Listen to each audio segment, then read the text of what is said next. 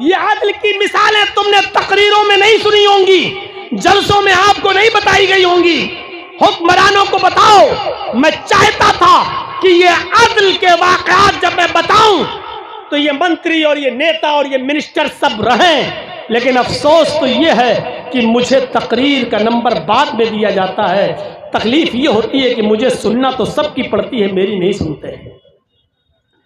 میں چاہتا ہوں کہ یہ سنیں اور ان کو بتایا جائے کہ ہم ایسے عدل کے خوگر ہیں اور ایسے عدل کے قائل ہیں۔ یہ عدل اگر کانگریس کرے گی تو ہم اس کے ساتھ ہیں، یہ عدل اگر بی جے پی کرے گی تو ہم اس کے بھی ساتھ ہیں، یہ عدل اگر جے ڈی یو کرے گی تو ہم اس کے بھی ساتھ ہیں، یہ عدل اگر آر جے ڈی کرے گی تو ہم اس کے بھی ساتھ ہیں۔ یہ عدل ہمیں چاہیے اور یہ انصاف ہمیں چاہیے کہ جو بھی ہو اس کو برابر کی سزا ملنی چاہیے، کسی کے ساتھ کچھ کسی کے ساتھ کچھ، ایسا نہیں ہے۔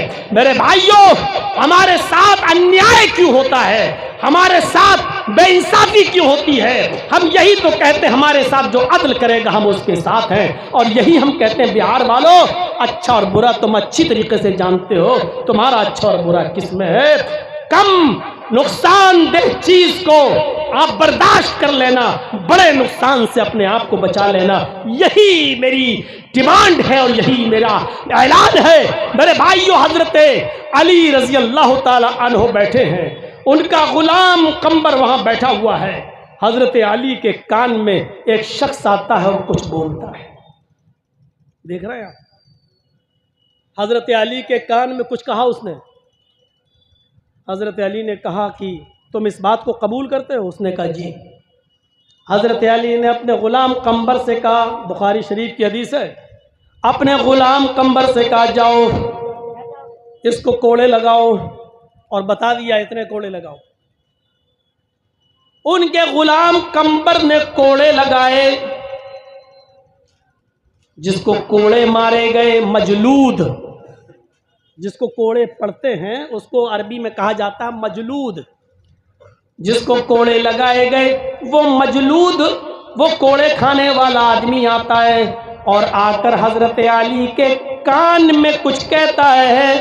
حضرت علی نے اپنے غلام قمبر کو بلایا، ادھر آؤ، میں نے تم سے اتنے کوڑے مارنے کے لیے کہا ہے۔ اس مجلود نے شکایت کی ہے کہ 3 کوڑے تم نے اس کو زیادہ مار دیے ہیں، 3 کوڑے تم نے اس کو زیادہ مار دیے۔ قمبر نے بھی اپنے جرم کا اعتراف کیا، گنتی بھول گیا، بھول چوک ہو گئی، اور مجھے بھی اس بات کا احساس ہو رہا ہے کہ شاید 3 کوڑے اس کو زیادہ لگ گئے ہیں۔ حضرت علی نے اس مجلود سے کہا جس کو 3 کوڑے زیادہ لگ گئے تھے، اب اس سے کہا اپنے ہاتھ میں کوڑا لو، اور اس قمبر سے اپنے غلام سے کہا تم کھڑے ہو جاؤ، اور کہا کہ جو 3 کوڑے اس نے تمہیں زیادہ مارے ہیں تم بھی اسے اپنا بدلہ لے لو، تم بھی اس سے اپنا انتقام لے لو۔ اس مجلود نے 3 کوڑے حضرت علی کے غلام کو مارے۔ پورے مجمع میں بھری عدالت یہ منظر دیکھ رہی تھی۔ حضرت علی نے اپنے غلام کو بھی 3 کوڑے پڑوائے، جبکہ کوڑے کھانے والا آدمی مسلمان نہیں تھا، وہ غیر مسلم تھا۔ اس نے اپنے جرم کو قبول کر لیا تھا کہ میں نے ایسا کیا۔ حضرت علی نے کہا جاؤ اتنے کوڑے مارو، اس نے 3 کوڑے زیادہ مار دیے۔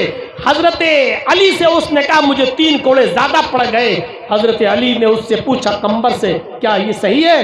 کہا ہاں 3 کوڑے زیادہ پڑ گئے۔ تو اب 3 کوڑے کھانے کے لیے تم بھی تیار ہو جاؤ، اور اس غیر مسلم مجلود کے ہاتھ میں کوڑا دے کر اپنے مسلمان غلام قمبر کو کوڑے پڑوائے۔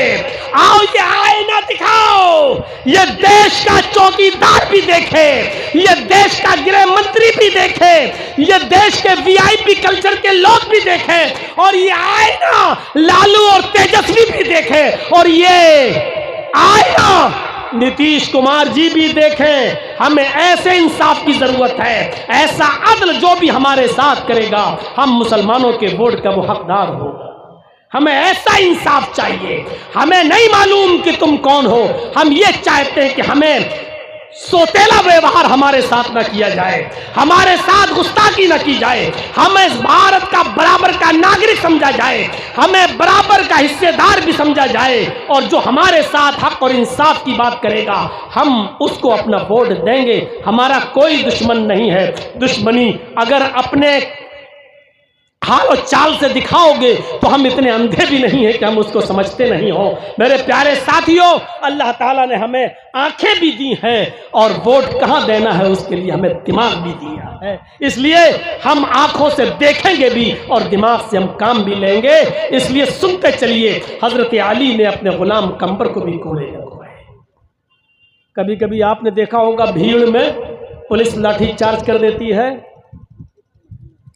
काजी शुरह की अदालत है, एक मुकदमे की सुनवाई है, उसमें गैर मुस्लिमों की भीड़ लगी हुई है, मुसलमानों की भी भीड़ लगी हुई है। और काजी शुरह जानते हो कौन काजी हैं? काजी शुरह वो है जिन्होंने अपने बेटे तक को सजा दी थी, अपने बेटे के खिलाफ भी सजा सुनाई थी। काजी शुरह वो है कि जब इनका बेटा मदरसे में पढ़ता था तो मदरसे के टीचर ने शिकायत की कि आपके बेटे ने किसी नाई से, हज्जाम से, बार्बर से बाल कटवाए और असर की नमाज का वक्त करीब था। जब वो बाल कटवा कर वापस आया तो असर की नमाज की जमात छूट चुकी थी। अगरचे उसने बाद में नमाज पढ़ ली लेकिन जमात छोड़ दी।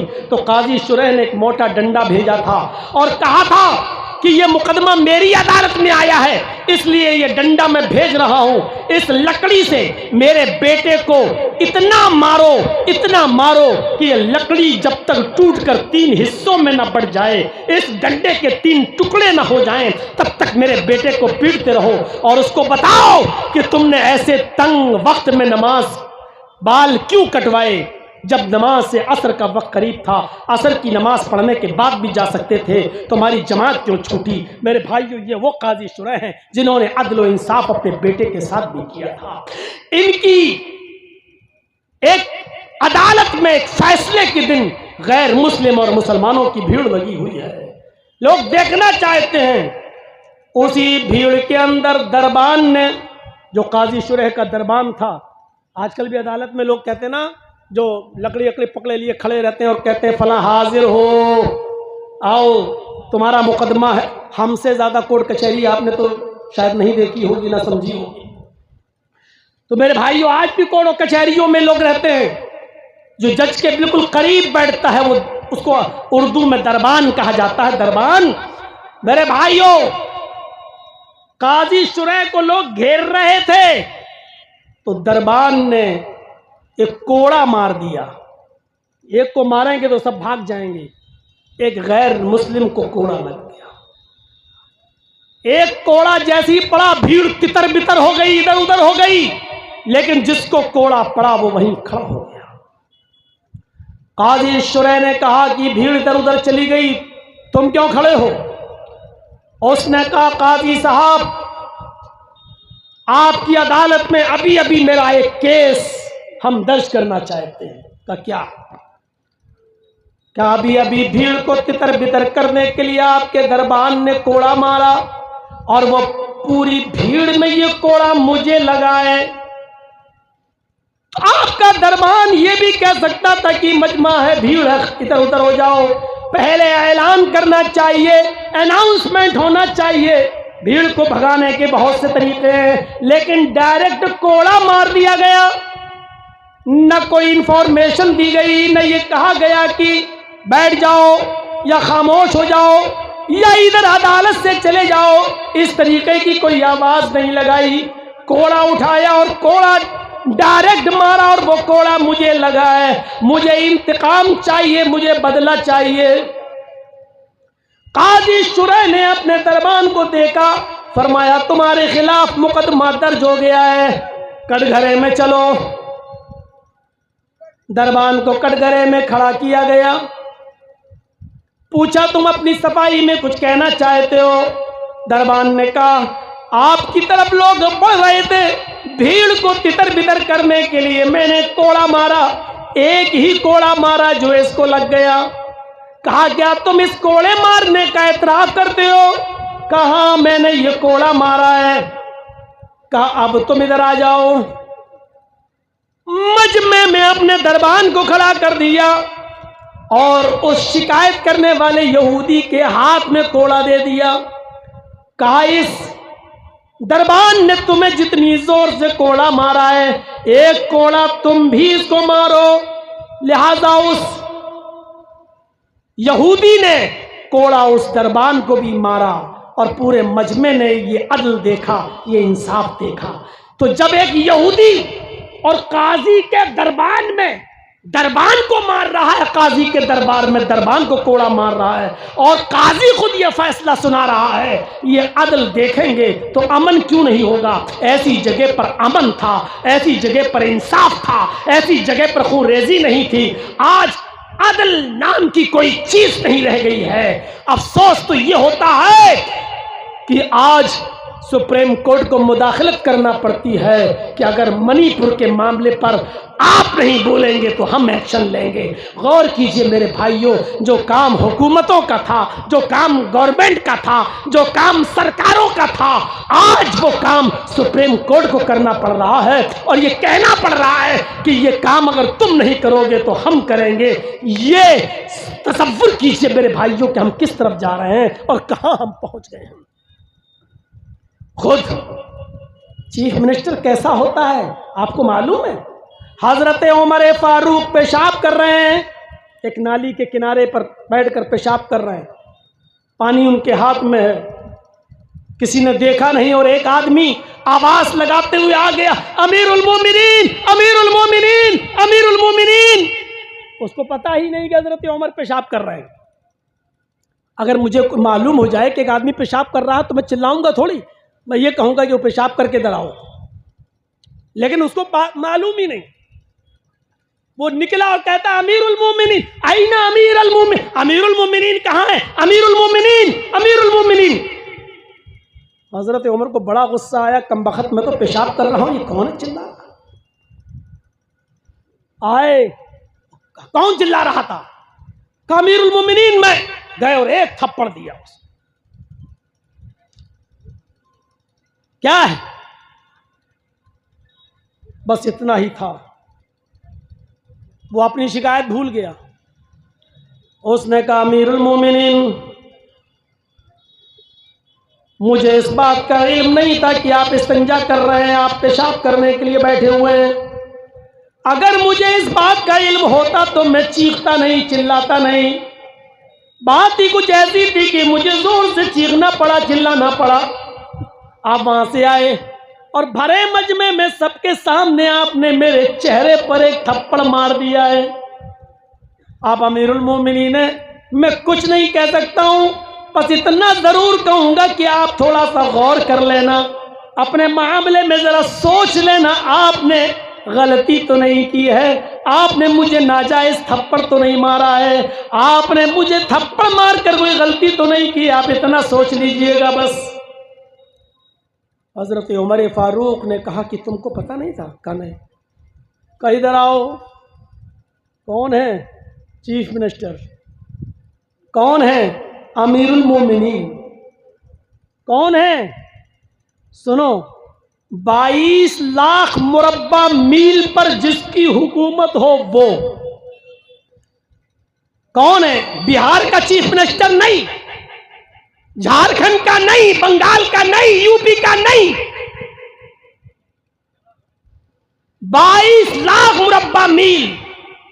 سعودی بھی اس کے انڈر میں, شام بھی اس کے انڈر میں, عراق بھی اس کے انڈر میں, ایران بھی اس کے انڈر میں, اردن بھی اس کے انڈر میں, آذربائیجان بھی اس کے انڈر میں, مصر بھی اس کے انڈر میں, کویت بھی اس کے انڈر میں, اسرائیل اور فلسطین بھی اس کے انڈر میں. غور کیجئے, یہ سارے ملک اس کے انڈر میں. اتنی بڑی حکومت کا مالک, اتنی بڑی حکومت کا مالک, اور کیا کر رہا ہے؟ ادھر آؤ. عمر فاروق کا یہ گال تمہارے سامنے حاضر ہے. آئے بدوی, آئے دیہاتی, میں نے انجانے میں, لا علمی میں, غصے میں نے تمہارے چہرے پر تھپڑ مار دیا ہے. तुम भरे मजमे में सबके सामने अपना इंतकाम ले लो, और जितनी जोर से मैंने तुम्हें थप्पड़ मारा है तुम मुझे भी थप्पड़ मारो। ये अपने आप को पेश कर रहा है, अपने आप को। यहां तो ट्विटर पे कोई लिख दे तो जेल की सलाखों में, यहां कोई झूठ भी कह दे तो जमानत नहीं होती। कहा मैं अपने आप को पेश कर रहा हूं सबके सामने। उसने कहा अमीरुल मोमिनीन सॉरी, मैं आपको थप्पड़ नहीं मारूंगा, बस मैं इतना चाहता हूं कि आप इतना मान लें कि आपसे गलती हुई है।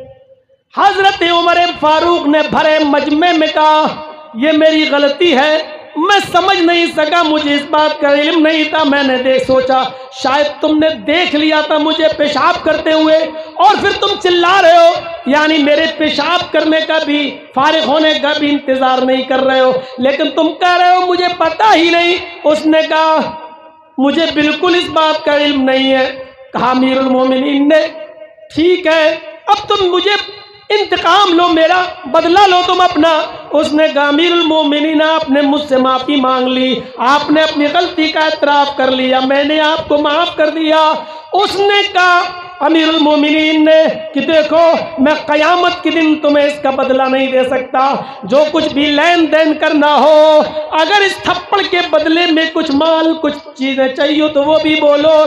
का अमीरुल मोमिनीन मैं अल्लाह को की कसम खाकर कहता हूं कि मैं कोई बदला नहीं लूंगा, मैं आपको दिल से माफ कर रहा हूं। मैं अमीरुल मोमिनीन है आप, मैं आपको कैसे थप्पड़ मारूं, मैं दिल से आपको माफ कर रहा हूं। आपने बस ये स्वीकार कर लिया, ये एक्सेप्ट कर लिया कि आपसे गलती हो गई है। हजरत उमर फारूक ने अपने आप को पेश किया, तब अदल कायम था, तब इंसाफ कायम था, तब कोई किसी की तरफ टेढ़ी नजर करके देखने की जुर्रत नहीं करता था। आपको मालूम है मुल्क शाम या मिस्र के गवर्नर ने अमर इब्न आस के बेटे ने एक यहूदी बच्चे को कोड़ा मारा था।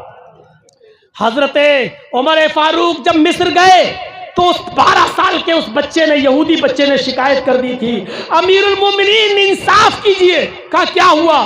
कहा अमर इब्न आस जो मुल्क शाम का गवर्नर है, इसके बेटे ने मुझे कोड़ा मारा है, इसलिए कि मेरा घोड़ा इसके घोड़े से आगे निकल गया था। यह मुकाबला कर रहा था कि देखें कौन आगे निकलेगा। हम दोनों मुकाबला कर रहे थे, मेरा घोड़ा आगे निकल गया, इसका घोड़ा पीछे रह गया, इसने गुस्से में आकर मुझे थप्पड़ मार दिया है।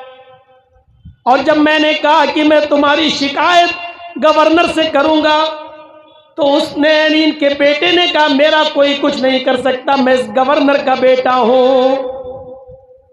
आजकल यही तो होता है ना, जो बड़े लोगों के बेटे हैं वो, मैं गवर्नर का बेटा हूं, मेरा कोई कुछ नहीं कर सकता। हजरत उमर फारूक की आंखें उसी वक्त लाल हो गई और फरमाया या अमर इब्न आस, अल्लाह ने लोगों को आजाद पैदा किया है, तुमने अपनी आवाम को गुलाम कैसे बना लिया? हजरत अमर इब्न आस ने कहा अमीरुल मोमिनीन मुझे नहीं मालूम, इस बच्चे ने मेरी अदालत में कोई मुकदमा ही दायर नहीं किया, अगर ये मुकदमा मेरे पास आया होता तो मैं जरूर इंतकाम दिलवाता। आपने कहा नहीं, अब हजरत उमर फारूक की अदालत में मुकदमा आ गया है। आपने कहा है उस बच्चे से डराओ, यहूदी बच्चे को खड़ा किया और अमर इब्न आस के बच्चे से पूछा क्या ये सही कह रहा है? उसने अपने जुर्म का इकबाल किया कि हाँ, इसका घोड़ा आगे निकल गया था, मैंने इसको एक थप्पड़ मार दिया। उस यहूदी बच्चे से कहा कि एक थप्पड़ इसके चेहरे पर मारो, गवर्नर के बेटे पर थप्पड़ मारो। यहूदी बच्चा, शाम के अंदर हुकूमत हमारी मुस्लिम हुकूमत, गवर्नर अमर इब्न आस, यहूदी बच्चे के साथ इंसाफ। गौर कीजिए इंसाफ कैसा, यहूदी बच्चे से कह रहे हैं कि अमर इब्न आस के बेटे को कोड़ा मारो। अमर इब्न आस के बेटे को उस यहूदी लड़के ने कोड़ा मारा। फिर जल्लाद से कहा इधर आओ, अपने गुलाम से कहा कि तुम एक थप्पड़ अमर इब्न आस को मारो। अमर इब्न आस ने कहा अमीरुल मोमिनीन मेरी गलती क्या है? जिसने कोड़ा मारा उसको कोड़ा मार दिया गया, जिसने थप्पड़ मारा उसको थप्पड़ मार दिया गया, अब मुझे क्यों कोड़ा मारा जा रहा है? आमिर इब्न आस कहा पहले कोड़ा खाओ। हजरत उमर फारूक के खादिम ने एक थप्पड़ हजरत आमिर इब्न आस को लगाया, गवर्नर को लगाया, और हजरत उमर फारूक ने अब इसका रीजन बताया। आए आमिर इब्न आस, ये थप्पड़ तुम्हें इसलिए मारा गया क्योंकि तुमने अपने बेटे को सही तालीम नहीं दी है, तुमने अपने बेटे को सही तरबियत नहीं दी है। अगर तुमने अपने बेटे को सही तरबियत दी होती तो वो किसी यहूदी बच्चे को थप्पड़ नहीं मारता, और थप्पड़ मारने के बाद ये नहीं कहता मेरा कोई कुछ नहीं कर पाएगा क्योंकि मैं आमिर इब्न आस का बेटा हूं, मैं गवर्नर का बेटा हूं, मेरा कोई कुछ नहीं कर पाएगा। ये बिगड़े हुए और ये बाप की बिगड़ी हुई औलादें कहती हैं ये थप्पड़ तुम्हें याद दिलाता रहेगा और आइंदा तुम अपनी औलाद की सही तरबियत करोगे, सही तरबियत अपनी औलाद को दोगे। ये आदलो इंसाफ था मेरे भाइयों, ये न्याय था, इसलिए अमन कायम था। इसलिए मुल्क शाम से एक औरत अकेली आती है और आज भी खाने काबा का तवाफ करती है, उम्रा करती है, सही करती है और चली जाती है। ये उसी अमन व अमान का नतीजा है कि सऊदी अरब की सरजमीन पर आज भी अगर 10 रियाल का नोट भी पड़ा हो तो कोई उठाने वाला नहीं होता, चोरी करने की किसी की जुर्रत नहीं होती, रेप और बलात्कार का निशान नहीं पाया जाता है, वहां छूत छात नहीं है, वहां जात और बिरादरी में बटे हुए लोग नहीं हैं, वहां आज भी अमन है, आज भी अदल है, आज भी इंसाफ का बोलबाला है। यह अलग बात है कि वेस्टर्न कल्चर और मगरिबी तहजीब में अब उधर भी कुछ जड़ें जमा ली हैं अपनी, मेरे प्यारे साथियों, लेकिन हम यही चाहते हैं आपसे, हमारी किसी से कोई दुश्मनी नहीं, हमें हमारा हक चाहिए, जो हमें हमारा हक देगा हम उसके हैं। हमने आपका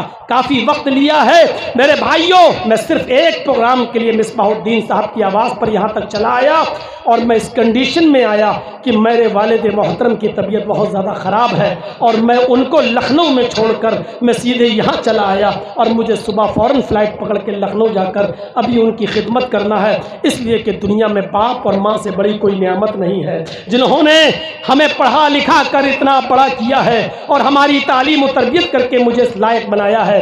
अब ये मौका है एक बेटे को उनका हक़ अदा करने का, हक़ अदा करने का नहीं, अपने गुनाह को कुछ माफ़ कराने का, क्योंकि हक़ तो ज़िंदगी भर नहीं अदा हो सकता है, सारी ज़िंदगी हम सब कुछ कर दें फिर भी हक़ अदा नहीं हो सकता है। हज़रत उमर फारूक से जब किसी ने कहा था कि मैंने अपनी बूढ़ी माँ को तवाफ कराया, अंधी लंगड़ी लूली इसका पेशाब और पायखाना मैं साफ करता हूँ, क्या अब भी मैंने अपनी माँ का हक़ अदा नहीं किया? तो हज़रत उमर ने कहा तेरी माँ जब तुझे पैदा कर रही थी और उसे जो तकलीफ हो रही थी और तकलीफ से तेरी माँ जब चीख रही थी आह, तूने तो अभी अपनी माँ की उस आह का भी हक़ अदा नहीं किया है, तो पूरी ज़िंदगी का क्या हक़ अदा करेगा? तो माँ बाप का कोई पूरी ज़िंदगी भी खिदमत करे तो हक़ अदा नहीं कर सकता है। ये मौका मिल रहा है मुझे अपने बूढ़े माँ बाप की खिदमत करने का, तो हम इसको ज़ाय नहीं होने देना चाहते हैं, इसलिए हमें फ़ौरन निकलना है। मेरे भाइयों, जहाँ हम दुआ कर रहे हैं सबके लिए, अल्लाह जो बीमार हैं उनको शिफाए कामिला और आजिला का फरमा, वहीं हम अपने बाप के लिए भी दुआ करते हैं अल्लाह हमारे वालिद मोहतरम को भी शिफाए कामिला और आजिला का फरमा। जो दवाएं चल रही है अल्लाह उनमें सेहत और तंदुरुस्ती कूट कूट के भर दे। अल्लाह हमें ऐसी हुकूमत और ऐसी सरकार हमें अता फरमा जो हमें अदल दे, जो हमें इंसाफ दे, जो हमारे प्रदेश में बिहार में अमन कायम कर सके, जो शांति कायम कर सके और हमें हमारे हक दे सके, हमें सोतेला ना समझे, हमें भी इस देश और इस मुल्क का हिस्सेदार समझे और हमें अपने इस मुल्क का नागरिक समझे। अल्लाह हम तुझसे दुआ करते हैं कि जो लोग तेरी रहमत को जा चुके हैं उनको करवड़ करवड़ चैन सुकून राहत नसीब फरमा, उनकी कब्रों को नूर से भर दे। जब तक तू हमें जिंदा रख, इस्लाम पे जिंदा रखना, और जब हमारा खात्मा हो तो ईमान पर हमारा खात्मा फरमाना। वमा अलैना इल्लल बलागुल मुबीन व आखिरु दावाना अनिल हम्दुलिल्लाहि रब्बिल आलमीन।